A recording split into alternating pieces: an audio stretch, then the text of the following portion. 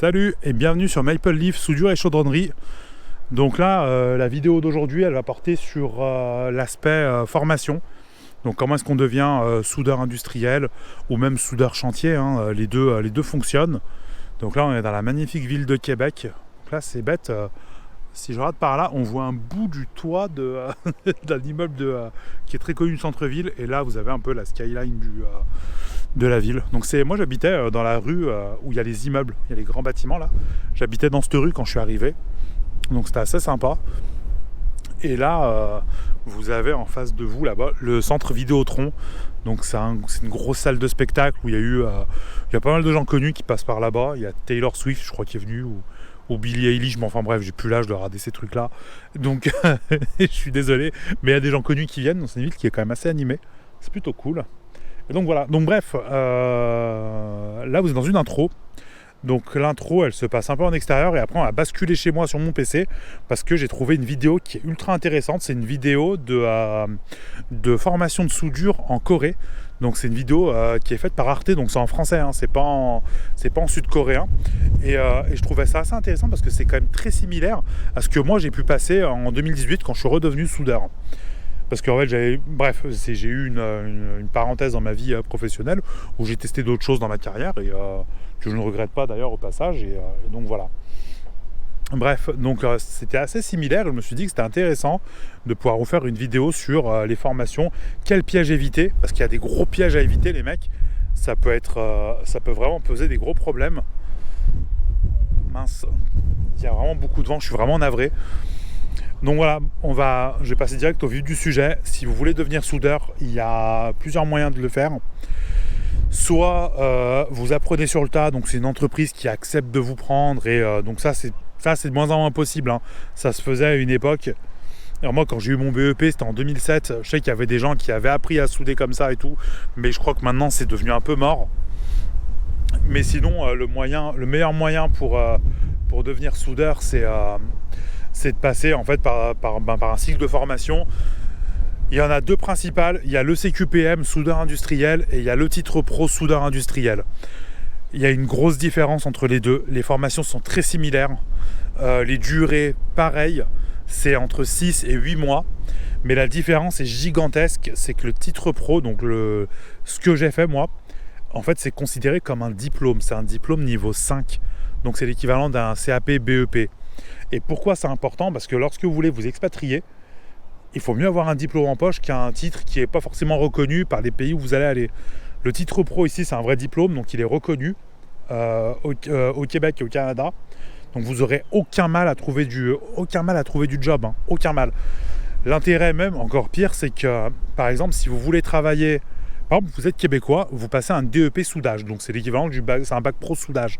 C'est vraiment une excellente formation et les jeunes qui sortent de là, ils ont quand même un très bon niveau théorique et pratique parce qu'ils auront quand même beaucoup bossé, tout ça. Bon, vous avez un DEP soudage, vous ne pouvez pas travailler dans les autres provinces du Canada parce qu'il n'est pas reconnu dans les autres provinces.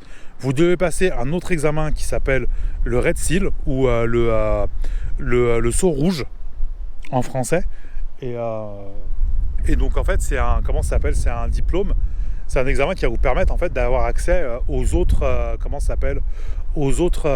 provinces. Donc l'Alberta, là où ça paye bien, l'Ontario ou la Colombie-Britannique, là où si vous avez un titre pro de soudeur industriel, vous avez directement accès à ces provinces. Vous n'aurez rien à repasser. Et ça c'est plutôt cool. Donc directement, quand vous allez demander à faire une formation de soudure, donc vous pouvez vous adresser à Pôle emploi si vous avez plus de 25 ans. Si vous avez moins de 25 ans, vous pouvez vous adresser à à la mission locale. Et si, comme moi à l'époque, vous n'aviez pas forcément accès à Pôle emploi ni à la mission locale, moi par exemple, c'était mon intérim qui m'avait payé la formation. Il me l'avait payé à moi et à un autre collègue de boulot, alors qu'on bossait dans un tout autre domaine, tous les deux. Et donc notre conseillère, vu qu'on bossait assez bien et qu'on n'avait jamais de retard, jamais d'absence, on était plutôt des bons éléments, et bien en fait elle nous a récompensé en nous permettant en nous payant un titre pro de soudeur industriel. Donc voilà, alors là j'ai peut-être m'attiré quelques ennuis, mais bon je m'en branle, parce que j'habite plus en France, donc je pense que je peux dire à peu près ce que je veux. Donc priorisez le titre pro et pas le CQPM, d'accord? Très important. Parce que votre conseillère, elle y connaît pas forcément grand-chose, hein. Après, c'est pas son boulot, hein. Son boulot de conseiller, mais c'est pas son boulot d'être soudeur ou soudeuse. Donc elle va peut-être vous envoyer faire un CQPM en pensant que c'est génial. Mais non, essayez vraiment de prioriser le titre pro. Et ensuite, il y a différents centres.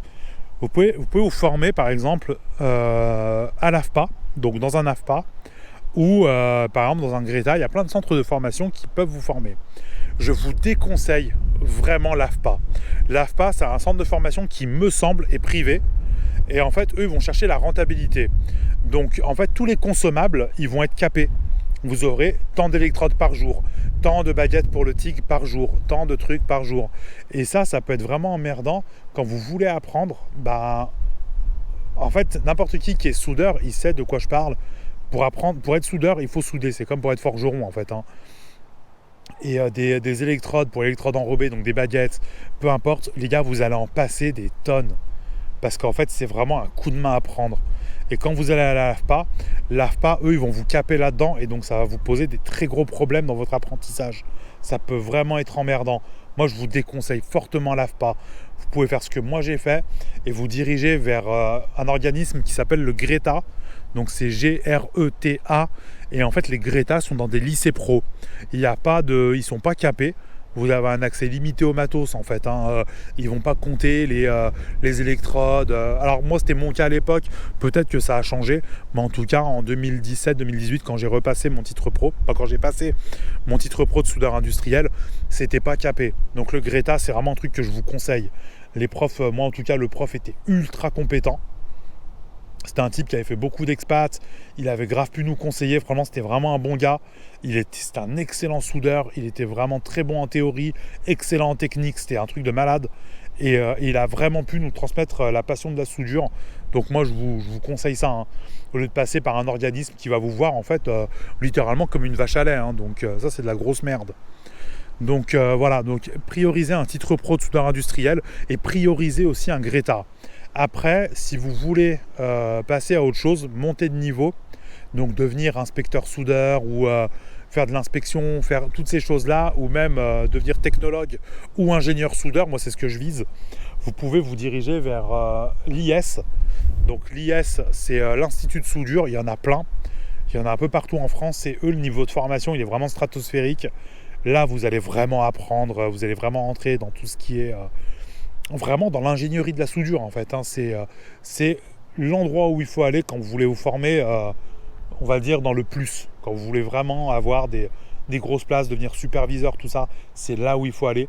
Ils dispensent des formations comme l'IWS, donc c'est International Welding Specialist, l'International Welding Technologist et l'International Welding Engineer. Et donc c'est ces diplômes-là qui sont à avoir si vous voulez vraiment... Mais là, si vous avez un BTS, tout ça, c'est assez simple à obtenir. Et je peux vous assurer que ça peut vous ouvrir vraiment des portes de malade. Et le niveau de formation de l'IS, il est juste incroyable. Donc voilà, à prioriser, vous faites un titre pro de soudeur industriel. Ça, c'est si vous partez de zéro. Titre pro de soudeur industriel et vous le passez au Greta et surtout pas à l'AFPA. Donc voilà, et là on va basculer sur mon PC et donc je vous dis à de suite. On remarque surtout des formations professionnelles. Une école de toilettage pour chiens, une autre de comptabilité. Et voici une école de soudure, créée par Monsieur Yu il y a 3 mois. Une vingtaine de box dans lesquelles on apprend à manier le fer à souder.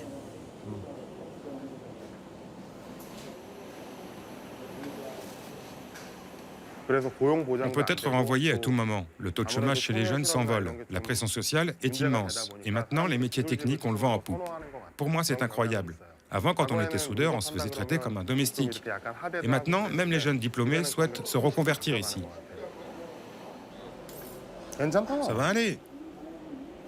C'est pas si mal. Lee Kyung-jun a 24 ans. Il souhaite devenir professeur de sport, mais la filière est très sélective et il craint de ne pas trouver de poste. Alors lui aussi, il a décidé de s'exiler. Tu vois, tu as un petit problème en bas. Attaque la soudure par la gauche pour arranger ça. Si tu rates le début, ça sera raté jusqu'au bout. Allez, vas-y. La voie royale pour obtenir un visa dans un de ces pays qui font rêver les jeunes Coréens, c'est d'être un ouvrier qualifié. Le Canada, l'Australie et les États-Unis ont notamment besoin de soudeurs bien formés pour leurs usines. Dans cette école privée, on affiche d'ailleurs clairement la couleur. Une majorité des élèves va obtenir le précieux sésame. Je ne savais plus comment m'en sortir. Les jeunes ont peur de ne pas réussir assez bien. Même si je cumule les diplômes, même si je fais des efforts, je ne suis pas assuré de devenir professeur. Alors j'ai découvert ce métier de soudeur. Il y a beaucoup de demandes à l'étranger. Pour moi, c'est la solution. Moi, j'ai envie d'aller au Canada. Vivre à l'étranger, ce sera plus facile qu'en Corée.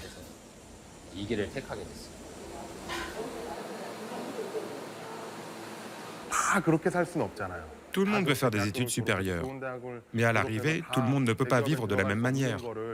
Tout le monde en Corée ne peut pas être au sommet de l'échelle sociale.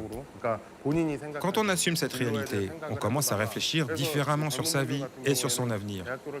Résultat, on voit beaucoup de diplômés qui décident de devenir ouvriers.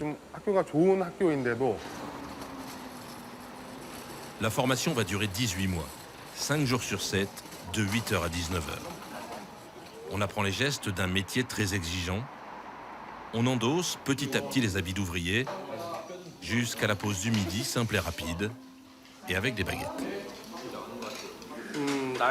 Je suis programmeur, je travaille dans les jeux vidéo.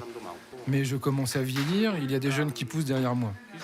Je sens cette pression, cette remise en cause tous les jours au travail. Je ne suis plus aussi compétitif qu'avant, ma situation est devenue fragile, alors j'ai décidé de venir ici. Parmi ces élèves, certains ont donc déjà une situation professionnelle. La plupart ont fait des études, parfois brillantes. Les universités coréennes sont reconnues parmi les plus performantes d'Asie.